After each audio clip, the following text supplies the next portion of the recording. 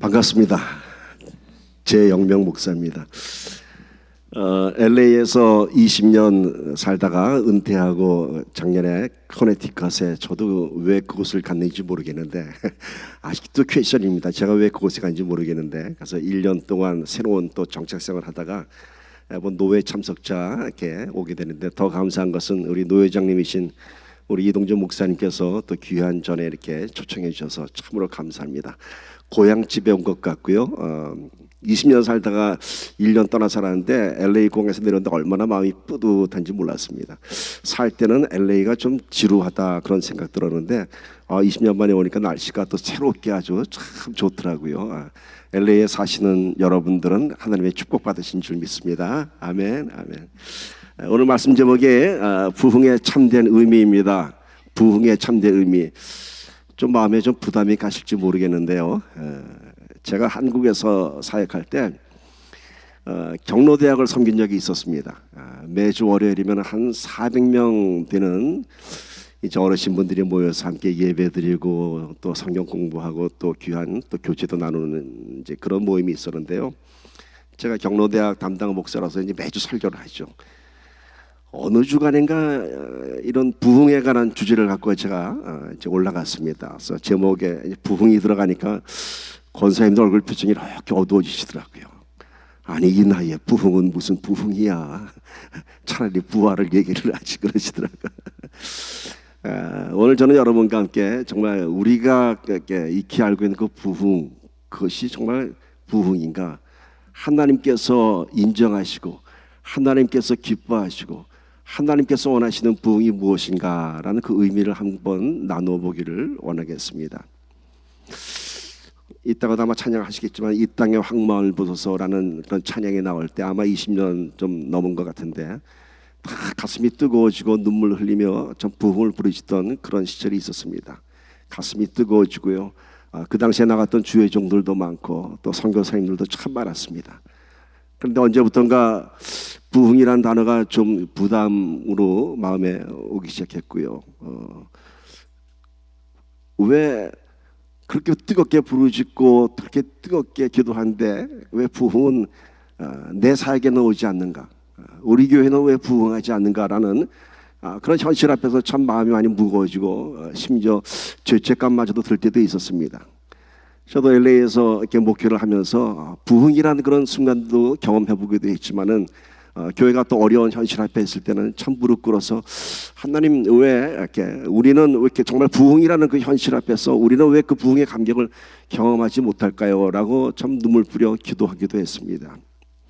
참 이 부흥이란 단어 앞에서 우리는 수많은 갈등과 질문들을 던지기도 합니다. 왜 어느 교회는 이유도 없이 부흥하고 왜 어느 교회는 그렇게 열심히 기도하는데 왜 맨날 개척만 해야 하는가? 왜 맨날 개척이라는 단어가 꼬리를 띄지 않고 있는가? 여러분 개척교회의 의미가 뭔지 아세요? 개척교회는 남들이 안 하는 거 개척하는 게 개척교회입니다. 아주 좋은 의미입니다. 사실은 저는 한국에서 사역할 때 그야말로 부흥의 현장이라고 하는 대형 교회에서 부교육자로 있으면서 정말 부흥을 경험해봤습니다. 매주 사람들이 몰려 터져오고요. 몇천 명의 사람들이 손들어 찬양하고 그런 부흥의 현장에 있었습니다. 그런데 왠지 마음에 정말 이것이 부흥인가라고 하는 퀘션이 늘 남아 있었습니다. 언제부턴가는 그 예배 자체가 사람들을 불러 모으기 위한 예배가 되었고요. 하나님을 위한 교회가 아니라 이게 사람들을 위한 교회가 아닌가 싶은 의문까지 들 때도 싶었습니다. 예배 시간은 늘 1시간 정해진 시간 안에 끝내야 했고요. 그러니까 큰 강대상에 올라오면은 지금도 기억합니다. 여기에 프린트물이 하나 딱 붙어 있습니다. 그게 뭐냐면요. 장로님들이 대표 기도하러 올라오시면 그걸 보고 기도해야 됩니다. 뭐라고 써있는지 아세요? 1분 30초 추가하면 다음엔 못 올라옵니다. 이렇게 짜여진 예배. 그런데 사람들은 뭘 믿듯이 몰려오는 거예요. 이게 부흥인가? 이게 정말 하나님 기뻐하실까라고 하는 참 많은 갈등이 있었습니다. 그런가 하면 어느 해가 강원도 양양에 있는 어느 작은 어촌 마을에 가서 방문자로서 예배를 드린 적이 있었습니다.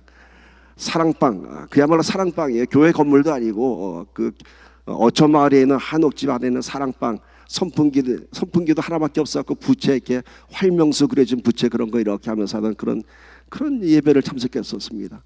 그런데 제가 그날 얼마나 많은 은혜를 받았는지 몰라요. 그야말로 촌도 몇 분들을 앉혀놓고 그 목사님이 설교를 하시는데 그 마음이 얼마나 뜨거워지는지, 얼마나 뜨거워지는지. 저랑 같이 갔던 그 당시 그 친구는 이제 대학 교수였는데 뒤에서 훌쩍훌쩍거리고 막 그러는 거예요. 뭐 나중에 막 꾸기작 소리가 막 들려 보니까 지갑에 있는 거 다 꺼내더라고. 이런 교회 헌금해야 된다고. 정말 놀라운 은혜를 받고 왔습니다. 이게 부흥 아닌가? 내 마음이 뜨거워지고 내 마음에 감격이 넘치고 불과 몇 명 안 되는 예배였지만 성령님의 임재하시는 이것이 부흥의 현장 아닌가? 그런 답변을 얻었습니다. 저는 이런 부흥에 대한, 어쩌면 오늘 여러분들은 부흥이란 제목을 들으면서 어떤 생각이 먼저 왔는지 모르시겠지만은 정말 하나님께서 원하시는 부흥을 우리가 다시 한번 오늘 나눠보기를 원합니다. 이 해답은 어디에 있습니까, 여러분? 성경 안에 있습니다. 성경 안에 있어요. 우리가 모든 문제는 다 성경 안에서 풀어내야 됩니다. 우리가 보는 고정관념들 다 떨쳐버리고요. 자, 그러면 우리 한번 성경 안에 들어가서 성경 안에서 얘기하는 부흥이 무엇인가 한번 생각해 봅시다. 전 성경 안에서 이스라엘을 보기 시작했고요. 수많은 성경의 인물들을 찾아보기 시작했습니다. 근데 놀라운 포커스가 하나 제가 보게 됐어요. 이스라엘의 역사. 가만 들여다보니까 이스라엘 역사 부흥하지 않았어요. 결코 부흥하지 않았어요. 오히려 세계사에서 부흥의 역사는 어디에 있었냐면 이스라엘이 아니라 애굽 땅에 있었습니다. 로마 제국에 있었습니다. 바벨론에 있었습니다. 페르시아 바사 왕국에 있었습니다. 그곳이 정말 부흥한 세계사 역사의 한 곳이었습니다. 이스라엘 언제나 강대국의 노예가 되든지 포로가 되든지 식민지가 되어서 그저 찌질한 역사가 계속되었습니다. 이게 이스라엘 역사입니다. 그리고 결국 이스라엘은 나라가 없어지고요. 2000년이라는 세월이 지나고 나서 1948년 돼서야 지금의 이스라엘이 되었습니다. 한번 성경에 기록된 여러 우리가 잘 아는 인물들을 볼까요? 아브라함에서 시작부터 이삭, 야곱 이렇게까지요. 한번 봤어요. 그랬더니 야곱과 에서를 보니까요. 로마서 9장 13절에는 하나님께서 야곱은 사랑하고 에서는 미워하였다. 야곱은 사랑하고 에서는 미워했다. 뭐 낳기도 전에 하나님이 이미 선택하셨어요. 그러면은 우리 생각에 하나님께서 야곱을 사랑하셨으면은 야곱의 인생이 부흥해야 되지 않습니까, 여러분? 야곱의 인생이. 그런데 가만 보니까 야곱의 인생 이스라엘처럼 찌질한 인생이었어요. 찌질한 인생. 그런가 하면 에서의 인생은 어땠어요, 여러분? 하나님이 미워하는 인생이었어요. 그럼 에서의 인생이 몰락했어야 되는데 그 반대였어요. 에서는 일찍 독립하였고 스스로 족장이 되어서 세상으로 치면 성공한 인생, 아주 멋진 인생을 살았습니다.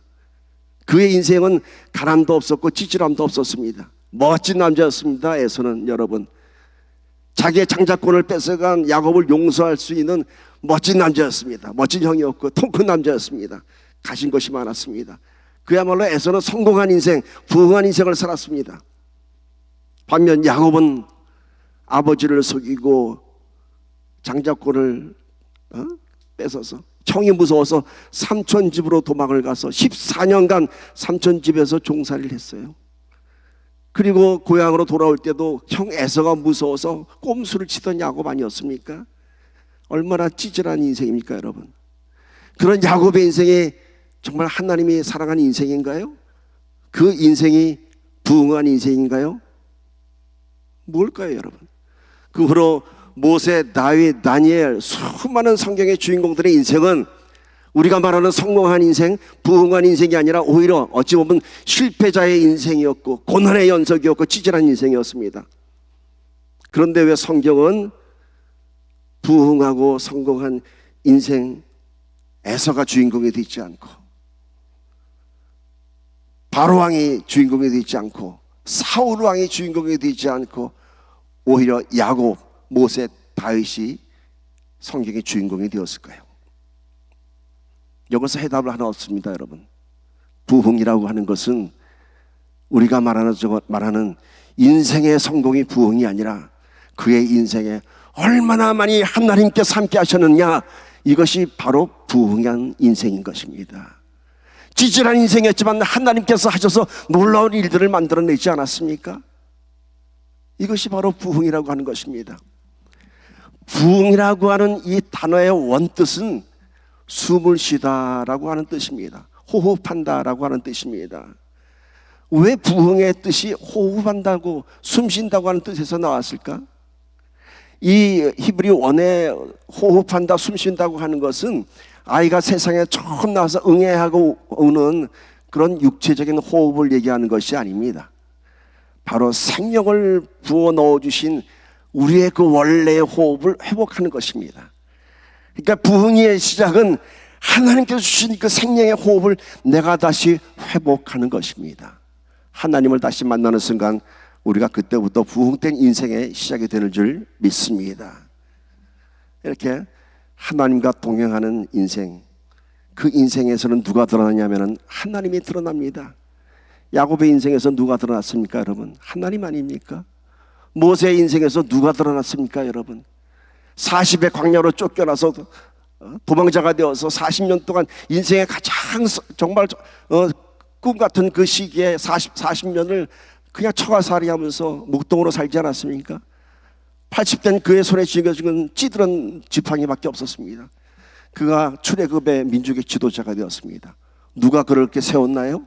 하나님이셨습니다. 부흥은 모세한테 있는 것이 아니라 모세를 통해서 역사하신 하나님이셨습니다.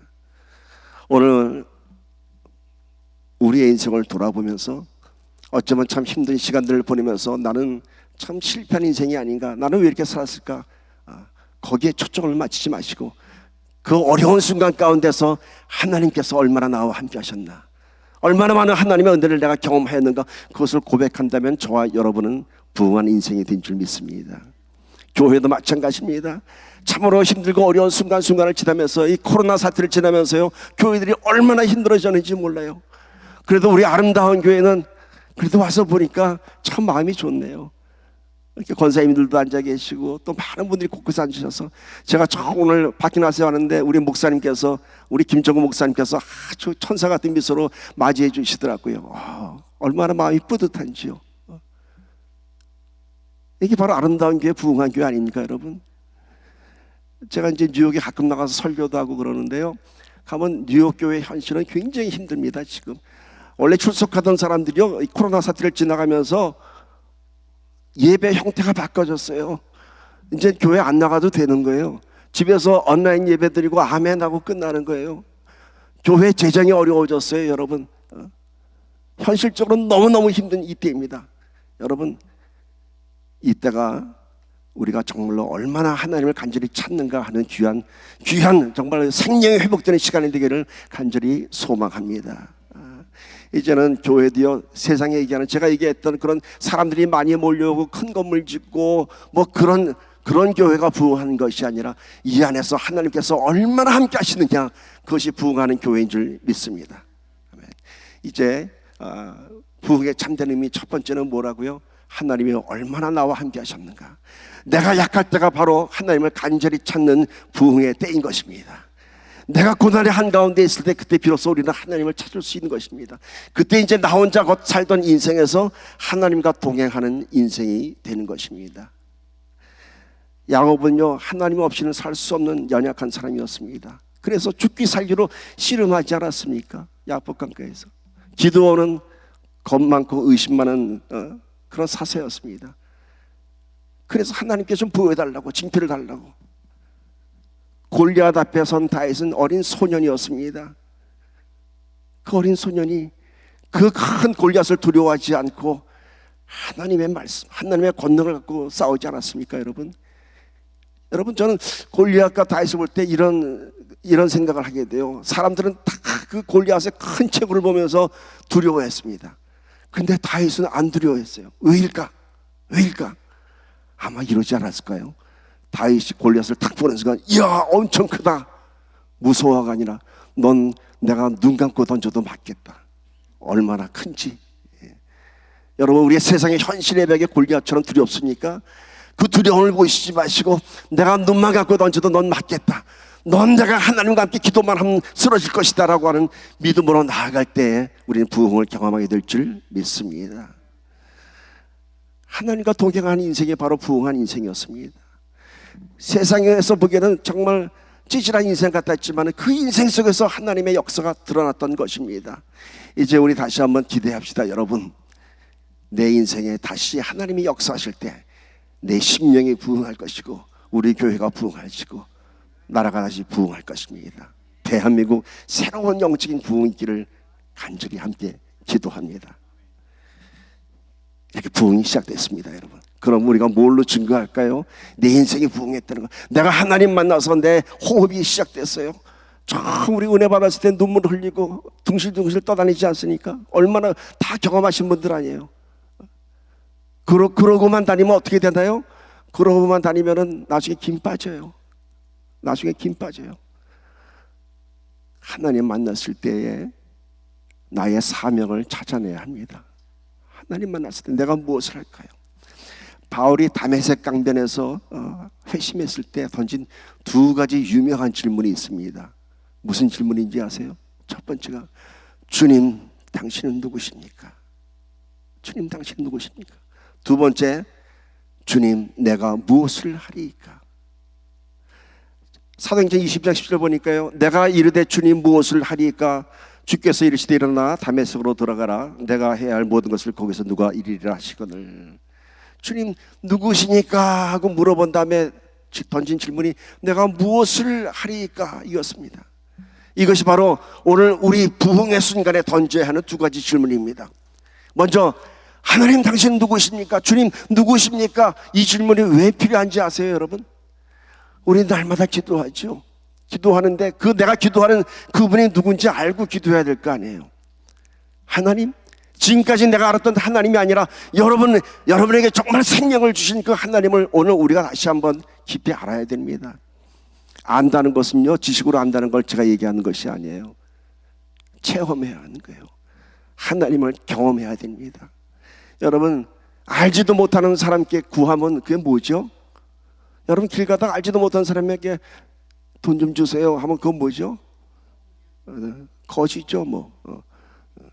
거기다 또 때가 좀 들어가면은 안 줄 거예요. 그럼 뭐죠? 강도 되는 거예요. 그죠? 강도. 우리가 기도할 때 하나님 누군지 알지도 못하면서 이렇게 구하면 거지 같은 신앙이에요. 거기다가 하나님 이거 안 해줄 거예요 막 떼쓰고 금식하고 하는 거 강도짓이에요. 그 전에 하나님을 체험해야 돼요. 하나님이 누구신지 알아야 될 거 아니에요. 그분이 누구신지. 그리고 그제서야 두 번째, 이제 내가 무엇을 하리까? 라고 내 사명을 묻는 것입니다. 이 사명의 문제 있을 때 여러분 그렇게 부담스러워하지 마세요. 사명이 뭐야? 그냥 난 하나님과 함께 있는 것만도 좋아. 맞아요, 여러분. 굳이 내가 어떤 일 안 해도 하나님과 함께 있는 것이 우리의 큰 사명인 줄 믿습니다. 하나님과 함께 있는 것이 우리의 사명이에요. 그러면은 내가 무엇을 하리까? 저절로 나옵니다. 사랑하는 사람을 위해서 내가 무언가 하고 싶지 않겠어요, 여러분? 내가 사랑하는 사람에게 뭔가 사랑을 고백하고 싶을 때 뭐 하세요, 여러분? 뭔가 막 주고 싶잖아요. 뭐 맛있는 것도 사주고 싶고. 제가 예전에 이제 이렇게 목회할 때 우리 전도사님이 찬양이 다 끝나고 나면은 이제 악기를 정리합니다. 근데 그 당시 한 4살인가 5살 된 사무엘이라는 남자아이가 아들이 있었습니다. 아빠가 혼자 키보드 걷고 뭐 막 마이크 줄 걷고 막 그러면요, 얘가 죽어서 막 뛰어야 돼요. 아빠 나 뭐 할까? 나 뭘 할까? 그 아빠의 마음이 어떻겠어요? 아이 됐어, 내가 다 할 거야. 물론 아빠의 마음은 그렇겠죠. 그 조그만 애가 뭘 도와주겠어요. 근데 그 아빠는, 그 전도사님은 사무엘 마이크 줄 좀 똑바로 한번 펴봐봐. 그럼 네 하고 막 이렇게. 여러분, 부흥에서 우리가 사명을 찾는 것이 바로 그겁니다. 하나님 내가 무엇을 할까요? 큰 거 안 해도 돼요. 내 옆에서, 내 가까운 데서 내가 할 수 있는 것부터 찾는 거예요. 왜? 내가 하나님을 사랑하기 때문에. 하나님을 사랑하기 때문에 그 고백이 그냥 저절로 나오게 되는 것입니다. 세 번째, 부흥에는요, 하나님의 거룩한 요구가 있습니다. 우리에게 새로운 영의 호흡을 주시고 우리가 주님 무엇을 하리까? 이랬을 때 하나님께서 요구가 하신 게 있어요. 근데 이 요구가 상당히 부담스럽습니다. 성경에 보니까 하나님의 거룩한 요구가 너무 많았어요. 아브라함에게 뭘 달라고 했죠? 이삭을 달라고 했죠. 아니 줄 때는 언제고 다시 내놓으라고. 사르밧 과부 마지막 한 끼니 아들하고 먹고 죽으려고 너무 가난해서 그 마지막 끼니를 내놓으라고 해요. 그리고 젊은 부자가 오너에게는 영생에 관심이 있어서 따라 나서겠다고 하니까 모든 재산을 다 팔아서 따라오라고 해요. 이런 거룩한 요구 앞에 우리는 다시 또 참 심한 갈등을 하게 됩니다. 하나님께서 내 삶 속에서 요구하시는 것이 있어요. 내려놓지 못하는 것들을 내려놓으라고 하실 때가 있어요. 근데 그게 우리한테는 everything이에요. 내려놓을 수 없는 것들이에요. 왜 하나님의 요구는 우리가 감당할 수 없는 그런 어려운 것들을 요구하실까? 여러분, 하나님의 요구는요, 오늘 우리의 인생에서 남는 여분의 것을 드리는 것이 아니라 하나님은 우리 삶의 모든 것을 원하세요. 모든 것을 원하세요. 어쩌면 우리의 마지막 것이 될지도 있는데 그걸 달라고 하세요. 왜 그러실까요? 왜 그러실까요? 100%를 요구하세요. 하나님은 100%. 학교에서는 90점만 넘어도 A 학점 주는데 하나님은 안 된다는 거예요. 100%, 100점, 100%를 요구하시는 거예요. 왜 그럴까요, 여러분? 한번 이런 비유를 들어볼까요? 아이를 키우는 엄마가 아이 우유를 주려고 컵에다 우유를 이렇게 따랐습니다. 우유를 주려고 딱 했는데 파리가 날아가다 잠깐 담그고 지나갔어요. 그리고 엄마가 아이고 한 2% 담갔네, 괜찮아. 먹이겠습니까, 여러분? 버리잖아요. 파리가 잠깐 담그고 가도 그거 애기한테 안 줍니다. 우리 하나님이 그런 거예요. 우리 안에 버려지지 못하는 그 조그마한 것 때문에 내 영혼이 망가지기 때문에 그것마저도 버리라고 말씀하시는 것입니다. 그런데 이것이 우리에게는 참 부담이 됩니다. 100만 불을 갖고 있는 부자한테 100불 내놓으라고 하면 쉽게 꺼내줍니다. 그런데 요즘같이 가스비가 보니까 여기 와서 보니까 엄청 올랐더라고요. 물론 커렌트가 또 오르긴 올랐는데 여긴 더 올랐더라고요. 가스비 넣으려고 당장 100불 주머니에다 탁 넣고 있는데 누가 그거 100불 달라고 하면 그거 줄 수 없는 거 아니잖아요. 나 가스 놔야 되는데. 그런데 우리한테는 생존에 관한 그런 부담인데도 불구하고 하나님께서는 내려놓으라고 하실 때가 있어요. 왜 그런지 아세요, 여러분? 오늘 우리에게는 마지막 것이고 내 생존에 관한 것이 될지 모르지만 그것을 내려놓을 때 하나님께서는 네 것이 아닌 내 것을 채워주시겠다고 하는 것입니다. 네 것이 아닌, 네 100불이 아닌 내가 채워주는 은혜로 너를 다시 살리시겠다고 하는 것입니다. 하나님의 요구는 그 마지막 것까지 뺏어가기 위함이 아니라 이삭을 바치는 그 믿음을 통해서 믿음의 조상이 되게 하셨고, 마지막 기기를 바치는 사르밧 과부의 그 마지막 헌신을 통해서 3년만 동안 가뭄을 이기는 놀라운 물질의 축복을 해주셨습니다. 젊은 부자가 넌 다 바치라고 했더니 시임이 고민하다 돌아갔다고 했습니다. 여기서 한번 이렇게 생각해 봅니다. 아니 주님이 너무 심한 거 아니에요? 그저 한 30%만 바치라 그러시지.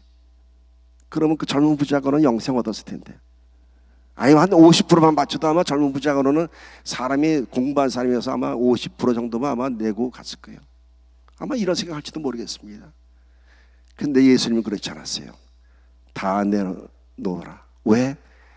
너의 50%가 아닌 나의 100%로 너는 이제 내 은혜를 경험하게 될 것이다 말씀하신 것입니다.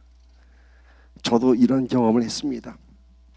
저도 93년도에 은혜 받고 신학 공부하면서 이렇게 주의 중에 되는데요. 이제 처음 전도사 임명 받아서 이제 풀타임 사역자가 됐습니다. 그때 아이들이 큰 아이가 아마 초등학교 6학년, 아마 둘째가 4학년 이쯤 될 때입니다. 그 전까지는 저는 이제 무역 해설을 하면서 이렇게 사회에서 열심히 살던 사람이었는데 전도사가 되고 나니까 이제 재정적인 이제 현실이 눈앞에 닥쳐오는 거예요. 당시 제가 우리 여직원들 딱 들어오면 주던 월급이 아마 제 기억에 120만 원이었던 것 같은데 전도사 딱 되니까 그러니까 초임 사례비가 30만 원 나오더라고요. 이거 뭐 계산이 안 맞더라고요. 그래서 뭐 살고 있던 아파트를 조금씩 줄여가면서 이제 갖고 있는 걸로 그냥 건강건강 이제 살았죠. 그러다 이제 2000년대 목사 안수 받으면서 이제 미국을 들어왔는데 돌아와 보니까 결국은 내 거가 다 없어지니까 그때 하나님께서 책임지시더라고요. 내 것 좀 남은 거 그 아파트 팔고 뭐 너 좀 뭐 이렇게 해서 살 때 얼마나 피곤했겠어요, 여러분. 제가 근데 아예 거지가 돼버리니까 이제 배짱이 생기더라고요. 이제 하나님 만들어 하세요. 이제 그때부터 오늘 이 순간까지 20년 넘게 하나님께서 책임져 주셨습니다. 여러분, 우리 신앙생활하면서 거룩한 요구가 있습니까? 마음 놓고 내려놓으십시오. 하나님을 아예 빚지게 하세요. 하나님의 요구보다 더 많은 것을 한번 드려보세요. 더 헌신하시고 더 많은 시간과 더 물질과 더 정성을 드려보세요. 하나님의 놀라운 축복의 부흥을 경험하게 될 줄 믿습니다. 자, 이제 오늘 말씀을 좀 마무리할 텐데요. 오늘 본문 말씀에 하나님의 부흥이 무엇인가 나오고 있습니다. 하나님의 나라는 모든 씨보다 작은 겨자씨가 커서 뭐 벌과 나비가 앉는 그런 나비가 아니라 새들이 앉아서 쉴 만큼 큰 나무가 된다고 합니다. 겨자씨 보신 적 있으세요? 저는 누군가가 겨자씨를 갖고 와서 성지순례 갔다 오면서 보여주더라고요. 목사님, 이게 겨자씨예요. 정말로 조그맣습니다. 그 겨자씨를 씌우면요, 새들이 와서 쉬었다 갈 만한 큰 나무가 된다고 합니다. 그 누군가 그러더라고요. 믿음의 사람은 겨자씨를 갖다 놓고 귀에 대고 새소리를 듣는다고 합니다. 여기에 언젠가 나무가 커서 새가 앉겠지. 부흥은 그런 것입니다, 여러분. 겨자씨만한 믿음으로, 겨자씨만한 믿음으로 놀라운 하나님의 부흥을 경험하는 것입니다. 곰팡이가 세 마리의 곡식가루를 부풀게 한다고 합니다. 이거 우리말로 하면 대박 아닙니까, 여러분? 대박. 대박은 뭐예요? 우리가 경험할 수 없는 놀라운 결과를 얻어내는 겁니다. 대기업이 많은 자본 투자해서 성공하는 거 대박이라고 그러지 않아요. 그건 투자의 성공이라고 하죠. 그러나 정말 기대할 수 없는 곳에서 성공이 일어났을 때 우리는 부흥이라고 합니다. 하나님께서 인정하시는 부흥은요, 우리의 작은 심령 안에서 시작됩니다. 세계 기독교 역사에서 큰 부흥이 어디 있었나요? 영국의 웨일스 작은 탄광촌이었어요. 거기서 그 놀라운 부흥이 일어났습니다. 평양 대부흥, 저 동양에 알려지도 않은 작은 나라에서 놀라운 부흥이 일어났습니다. 이것이 뭔가요, 여러분? 하나님께서 함께 하실 때에 어떠한 곳에서도 겨자씨가 싹 틀 것이고 어떠한 곳에서도 곡식 서말이 부풀리게 될 줄 믿습니다. 오늘 이 비유를 또 깊이 들여다보면 십자가가 보입니다. 로마서 5장 18절 봅시다.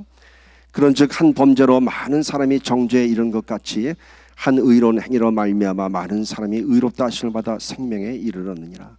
지금 우리는 사순절 기간을 지나고 있습니다. 아담의 타락으로 인하여 온 인류는 죄 가운데 빠졌습니다. 사탄이 대박을 쳤습니다. 대박 쳤어요. 하와 한번 꼬드겨서 선악과 따먹게 했더니 온 인류의 죄가 들어왔어요. 대박의 대박. 그러나 한 의인의 죽음으로 말미암아 이제 구원이 선포되었습니다. 사탄의 대박을 짓밟는 십자가의 승리였습니다. 여러분, 이 사순절 지나가면서 그런 생각 안 해보셨어요? 왜 십자가인가? 처음 이렇게 신앙생활하면 묻는 질문들이 겁니다. 왜 십자가에 죽었어야 했을까? 예수님은 왜 십자가인가? 예수님도 보자면 참 3년 만에 공생의 고난의 시간을 지나고 결국 십자가에 죽음하셨어요. 어떻게 보면 실패한 인생 같았어요. 그러나 사흘 후에 그는 부활하시고 구원을 선포하셨어요. 근데 거기서 걸리는 게 왜 십자가에 죽었어야 되는가? 이게 잘 해결이 안 되지 않습니까, 여러분? 그러면 이런 질문 던져볼게요. 만약에 예수님께서 십자가에 매달리시던 그날 겟세마니 언덕에서 다 매달렸다가 이게 아닌가 본데 하면서 내려와서 그냥 로마 군사들 패대기 쳐버리고 다 그냥 그 놀라운 권능으로 이스라엘을 해방을 시키고 그리고 2022년 오늘까지 살아계시다면은 어떻게 했어요, 여러분? 그리고 가는 곳마다 무리를 거르시고 놀라운 기적을 베푸셨다면 지금까지 세상은 어떻게 됐을까요, 여러분? 다 예수 믿을 거 아니에요. 다 예수 믿을 거 아니에요. 왜? 2000년 동안 안 죽고 살아계시니까. 지금도 죽은 자를 살리시고 병든 자를 고치시니까 지금도. 예수 안 믿겠어요, 누가? 아마 다른 종교 다 없어질 거예요. 예수만 믿을 거예요. 그렇죠? 근데 왜 안 그러셨을까? 왜 죽으셨을까? 그래요. 예수님께서 십자가에 안 죽으시고 지금까지 살아계신다면 세상 모든 사람들이 다 예수 믿고 예수 따라다닐 거예요. 그러나 구원은 없습니다. 그러나 구원은 없습니다. 그래서 예수님께서 그 구원을 이루시기 위해서 십자가에 못 박혀 죽으셨습니다. 말씀을 마치겠습니다. 오늘 우리는 부흥이 무엇인가 한번 되돌아보았습니다. 부흥은 사람들이 인정하는 숫자의 부흥, 외형적인 부흥이 아니었습니다. 내 인생의 힘든 순간에 내 속에 들어온 하나님을 드러낼 때, 그때 내 인생의 부흥이 시작되는 것입니다. 교회가 어려울 때, 하나님의 역사가 시작될 때 교회의 부흥이 시작될 것입니다. 그 부흥은 하나님의 사명이 드러날 것이고, 하나님의 거룩한 요구 앞에 순종할 때 놀라운 하나님의 공급하심을 경험하는 저와 여러분이 될 것입니다. 이 사순절 기간에 아름다운 교회, 놀라운 영적 부흥이 있기를 주님의 이름으로 축복합니다. 아멘. 기도하겠습니다.